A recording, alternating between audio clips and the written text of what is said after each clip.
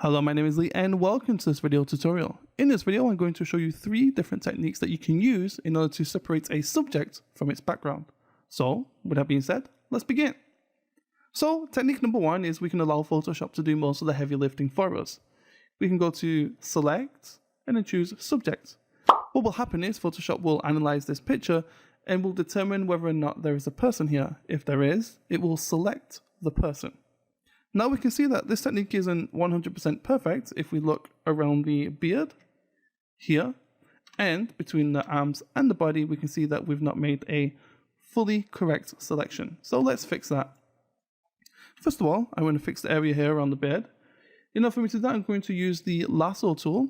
Now holding the shift key is going to allow me to add to a selection, so I can add the rest of the beard. And if I hold the Alt key, I can remove from the selection. So there's a slight area here between the chin and the shirt that's not selected properly. And I can remove that area. Let's zoom back out by holding the Control and minus key. And then let's zoom in to the area between the arm and the body. Now in this situation, I don't want to use the lasso tool because it's going to be a little more difficult for me to draw these straight lines. Instead, I'm going to use the Magic Wand tool.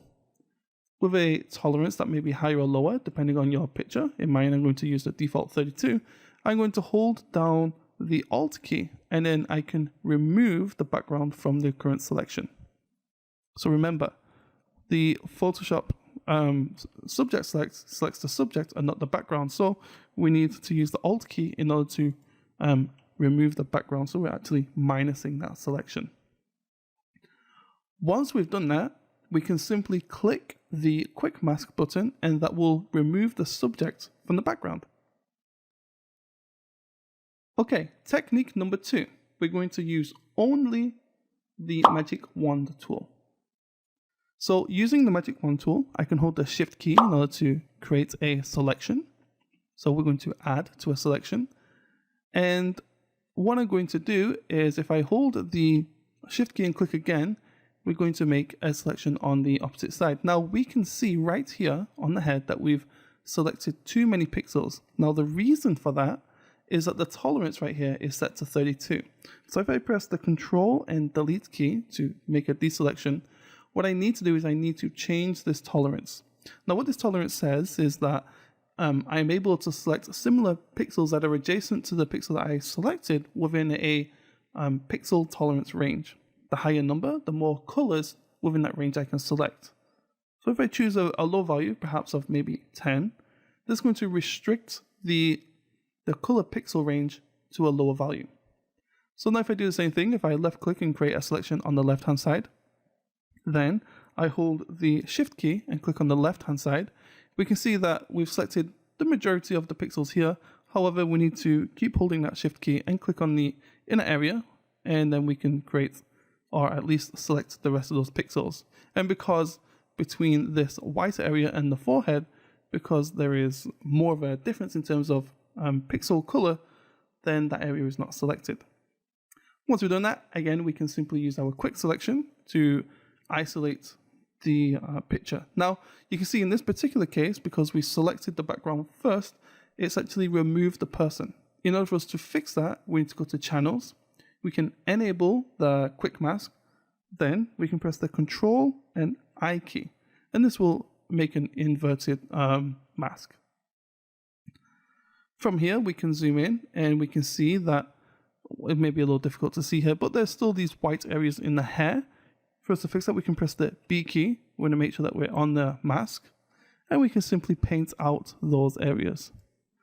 So we need to be painting in white. So make sure that this, in black, make sure that this is black, and then we can paint the rest of that white area out. Now, when doing this, I like to use a soft brush, and we should perhaps paint around the entire image here to get a more of a softer, natural appearance.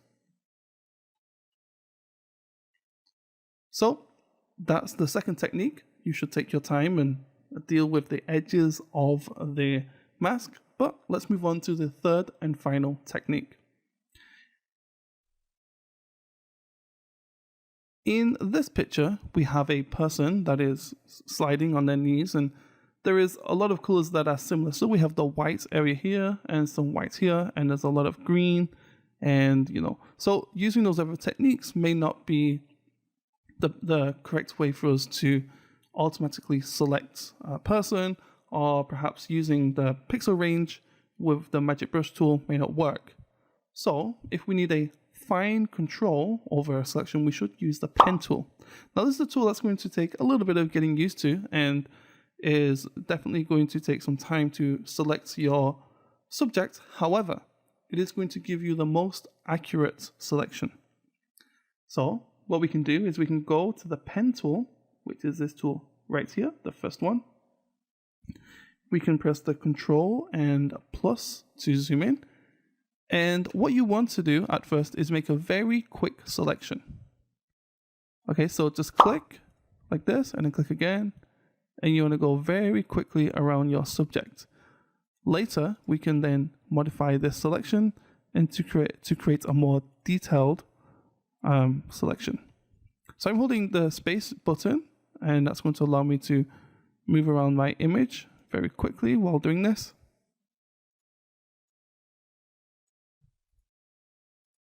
And I can make a very quick selection like this. So what I'm going to do at this particular point is I'm going to pause the video, and I'm going to come back once this quick selection has completed. Okay, so we are back here, and as you can see, I've made a complete selection around the football player here. And as we look around and inspect this, we can see that this is by no means a perfect selection. There are points that are not at the right location, and it's very straight and jagged. So what we can do at this point is look at how we can fix that.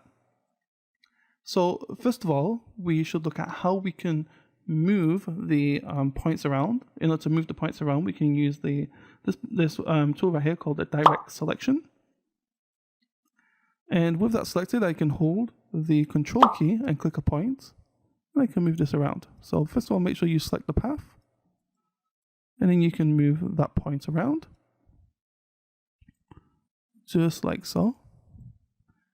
And I'm not going to go through and move all of these, but I'm just going to do just a few so you can see how this works.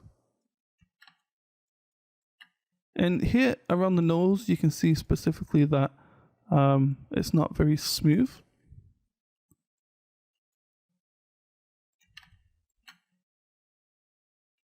Okay, and perhaps we can move this one around here and move this one over here, and so on and so forth. So now the second thing is, how can we make this smooth? So if we look at the head, it's quite smooth. So how can we fix that? Well, using the same direct selection tool, if we hold the Control and the Alt key, you see we're going to get this little triangle as we move over our points. And if we do that and click, we're going to create these Bezier handles, which is going to allow us to smooth out that selection. So a combination of this and just holding the Control key to move our points is really going to allow us to make a very fine selection. So let's do a few more of these, just for the purposes of demonstration.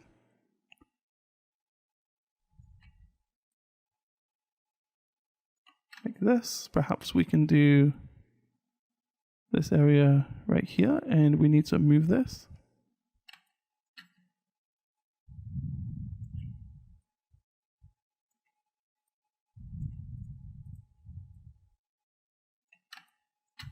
And here we're going to see that this is where we're going to get the most benefit from using these Bezier handles, where it's really curved. And let's just do this area around the mouth, and then we can finish the rest of, or at least look at how to, or then convert this into a selection ready for masking.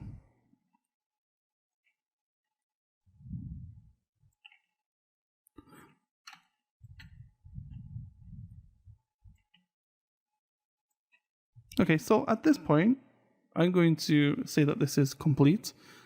You should spend a longer time on creating a much better, really refined selection. However, when you are happy with what it is that you've created, what you can then do is you can right click and you see that there's this option right here that says make selection. If we do that, we're going to be presented with a new dialog box. It's going to ask you, do you want to feather the radius, which means do you want to make this area softer? I'm going to choose to keep at the default value of 0. I'm going to press OK. And as you can see, once I've done that, it's then gone and created this selection. And just like within the other pictures, we can use a quick mask. And as you can see, we've now masked out the player. So with that being said, those are 3 different techniques that you can use in order to remove a subject from a background. I'd like to thank you for watching this video. If you like it, please subscribe. And until next time, bye bye for now.